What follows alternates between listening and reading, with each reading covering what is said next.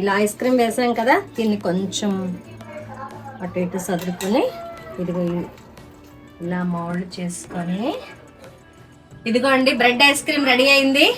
ఇలా తింటే ఏమా ఉంటుంది మిత్రమా. చూడండి తింటున్నాను. వావ్, సూపర్ గా ఉంది. మీరు ట్రై చేసి చూడండి మిత్రమా. నాకైతే చాలా చాలా బాగుంది. మీకు కూడా నచ్చుతుంది.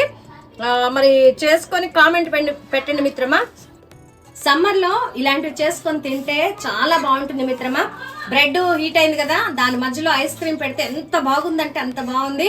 మరి వేసవి కాలంలో ఇలాంటివి చిన్నపిల్లలకు కూడా చేసి పెడితే వారు హ్యాపీగా తింటారు. స్నాక్స్ లాగా వాళ్ళకి ఉపయోగపడతాయి మిత్రమా. బాయ్. లైక్ చేయండి, షేర్ చేయండి, కామెంట్ చేయండి. బాయ్ మిత్రమా.